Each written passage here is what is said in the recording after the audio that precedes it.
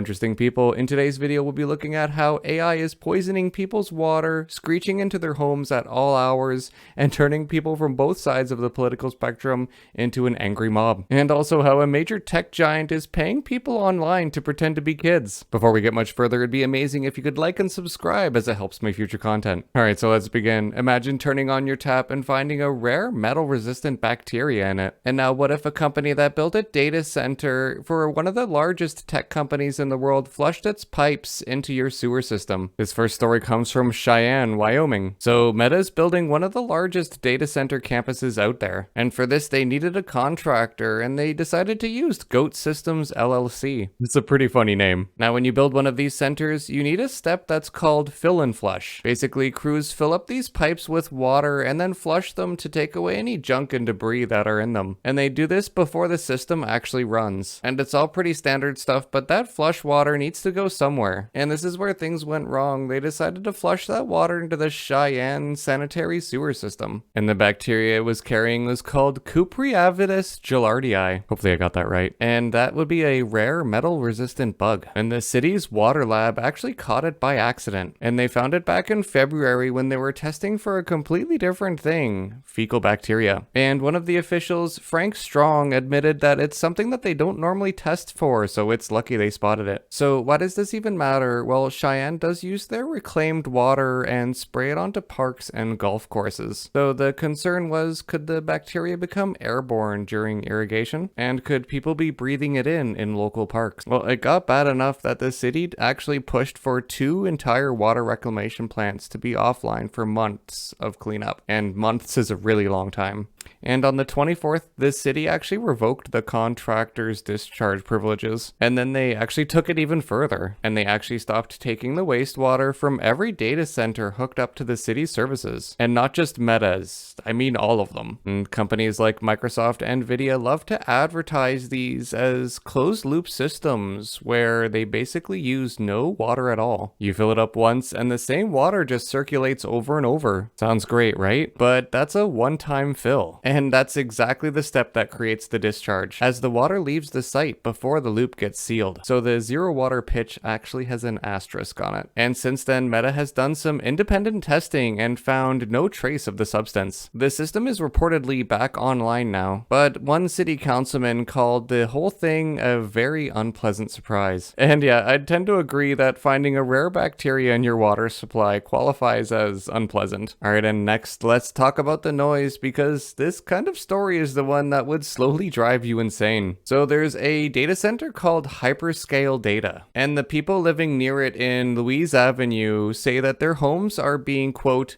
physically invaded by the noise. And it's so bad that 2 residents are actually suing over it. So one guy named Billy Finn has actually been tracking this for years, and he's basically become a citizen scientist about it. Back in 2022, when the facility opened, he measured the sound at around 52 decibels. And today, it's around 61, with peaks as high as 78 decibels. And now to put that into some normal people terms, inside his own home with everything closed, the sound drops to around 39 decibels, which is fairly quiet, but the second he opens up his doors, it jumps up to 62 decibels. And he described it as being like a passenger jet slowly rolling down a runway in the distance. And this constantly happens and never stops. And he also said that it's like living next to a major city street with heavy traffic every day. And in his lawsuit, he claims that closing your windows doesn't help, turning up the TV doesn't help, you still just hear it anyways.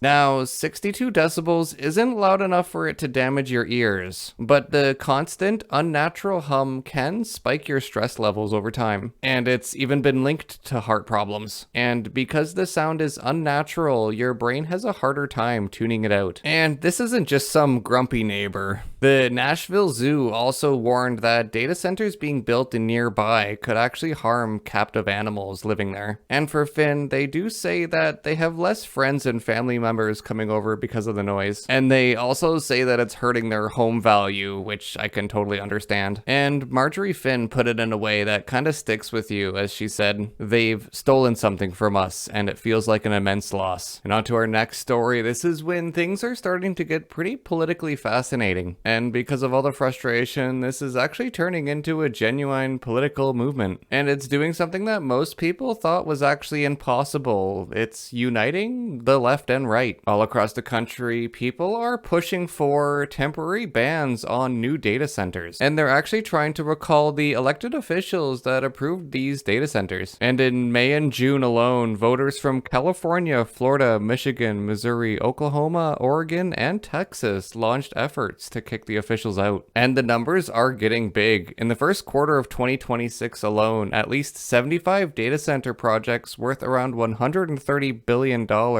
were either blocked or delayed. And that's roughly as much as all of 2025 combined. In Missouri, residents filled a petition to recall the mayor and 3 council members. And why? It's because they approved a $6 billion data center deal. And the developer said that they wouldn't even say which tech company is actually going to use it. A judge said that the voters got enough signatures that they would actually trigger a recall election. The city council rejected the petition, and one resident is now fighting them in court. And in Oklahoma, a resident filled out a petition to recall the mayor and vice mayor for a proposed $1 billion data center deal, as they already actually have to ration their water in Yukon, Oklahoma, as he doesn't want to put a giant industrial building near what he calls one of the nicer neighborhoods. And after the recall petition, the vice mayor actually resigned. And one of the themes for all these centers is a large amount of secrecy. And over, these deals involve non-disclosure agreements. And in fact, researchers looked at 31 places in Virginia with data centers, and 80% of them had NDAs with the companies. And one expert said that the companies usually go public after big votes are already done. And on to our next story, where some investors and politicians have floated the theory that there's actually Chinese propaganda on social media, which is secretly driving resistance. And one of these came from the Shark Tank's own Kevin O'Leary, where he went on Fox News and claimed that opponents of his data center project in Utah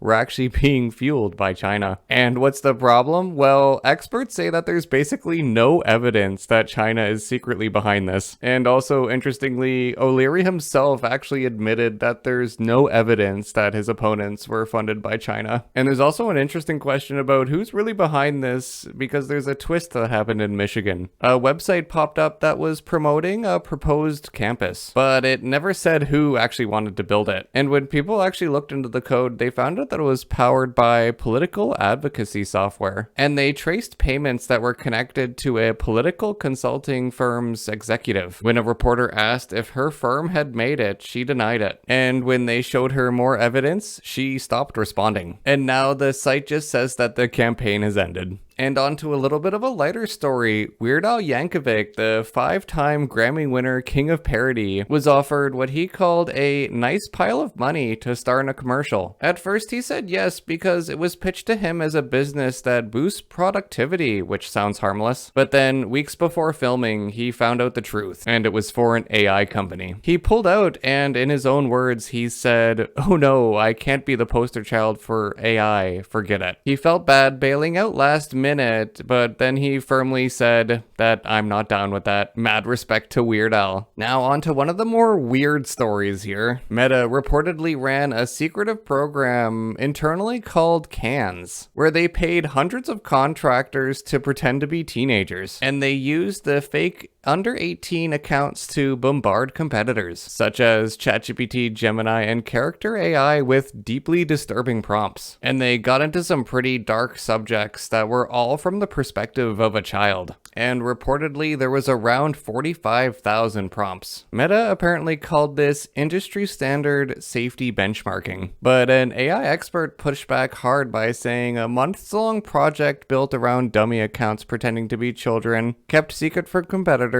is not what anyone would normally mean by industry standard. And even the contractors were shaken. And one said, "I've seen a lot of things I wish I hadn't seen while doing this job." So there you have it, from bad water, screeching houses, and turning a whole town into an angry mob against their own officials, and a giant tech company paying people to pretend to be kids online. I honestly thought the data center boom was gonna be a little bit more boring than this, but instead it's become one of the strangest fights going on in America right now. And the biggest thing is getting both Democrats and Republicans to finally agree on something. If any of this surprised you, then make sure to hit that like button and also subscribe. And let me know the most interesting things that you know about these data centers in the comments. Would you want one of these built next door? That's it for now. Thank you so much for watching. My name's Tenetri, and I'll see you in the next one. Bye for now.